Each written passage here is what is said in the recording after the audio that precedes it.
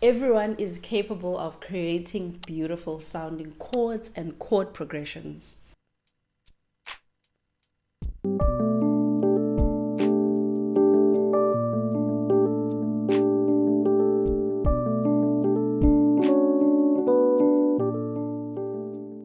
To me, neo-soul is not a new style per se. It's a treatment of an existing harmonic system in a way where it kind of breaks rules.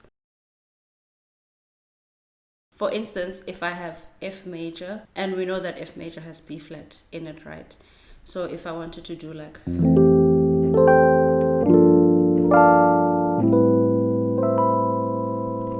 I just went from F major to G minor 9 to A minor 9. But that A minor 9, because of the B natural, it's like a Lydian sound. And it's technically breaking the rule of F major. So I think it's those little things, along with other things, that make neo-soul neo-soul. Hi, Thembi.Dunjana here, a pianist from South Africa. For something like 3 to 4 years here on YouTube, I have been trying to come up with methods, rules to explain concepts in the form of tutorials, concepts that are related to harmony, harmonic progression, etc. But I believe, and this is going to be the focus for this video, I believe that even though most times we should be coming into the practice closet, you know, with the intention of trying to get better, trying to learn something new, you know how it goes, for the lesser part, I think that there should come a time when you practice where you focus on what you already have. No matter how basic the knowledge is, what you already have, focus on that and try to make it sound beautiful.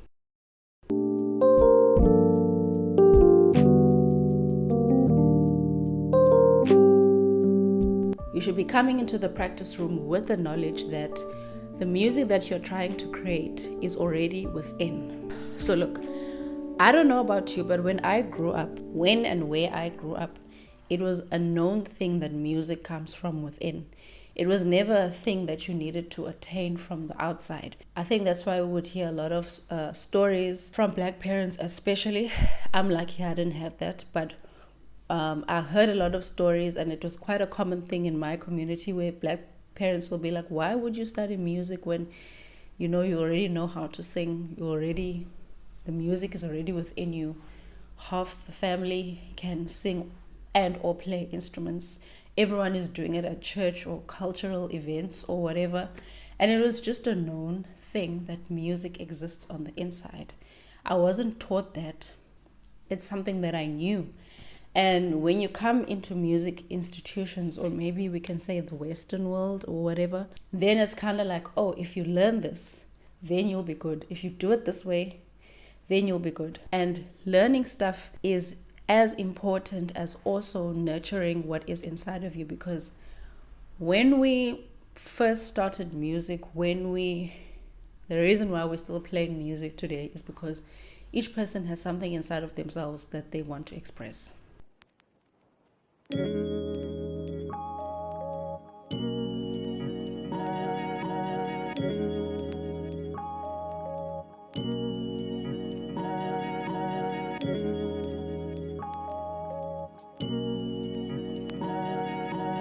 These are a few things that I think you will need to create beautiful music.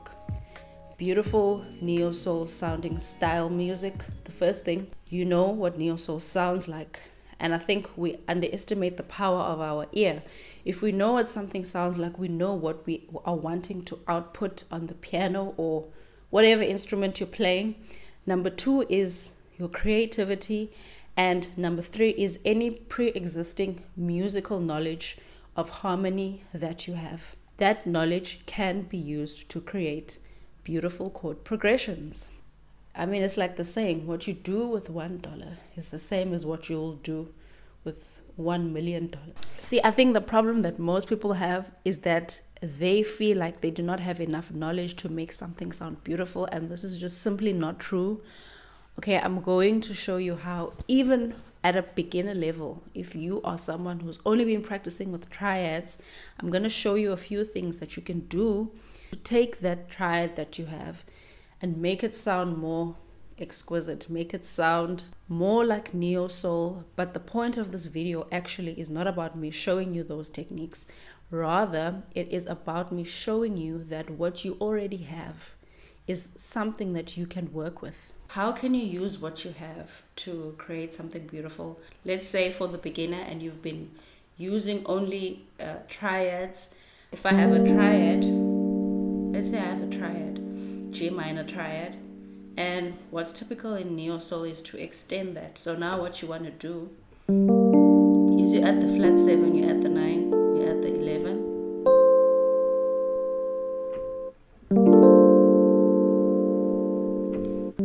And you, of course, you can rearrange these and kind of play them like, you know,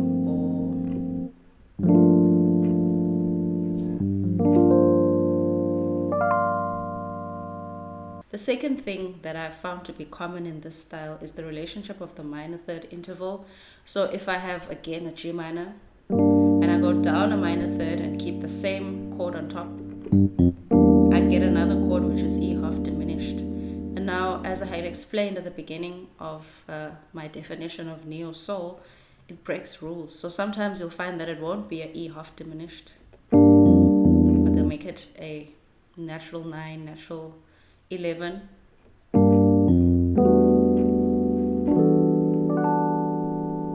So it could go from something like. So whenever you have a minor chord, just think that you can actually, just remember that you can move a minor third below and it'll sound good. So like A minor 9.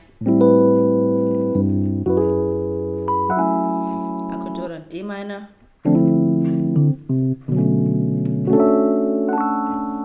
E flat minor. And the last and final thing that I think will be useful is the fact that suspended chords are pretty common in neo soul. So you can take that triad at the 9th, at the 11th, and the 7th, just like as we had done. Let me put it over here.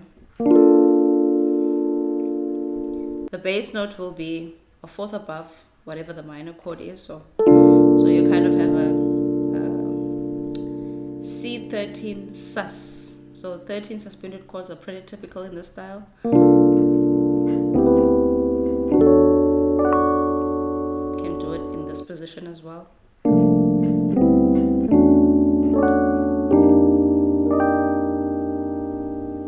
Using what you have, and now I guess with the addition of what I've just shown you, you can come up with something, you know, creative on your own. I'll start with the triad.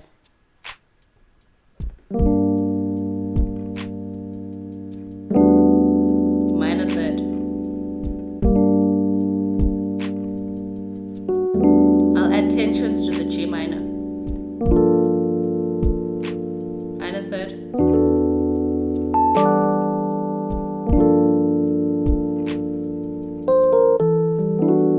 Let's do suspended chord.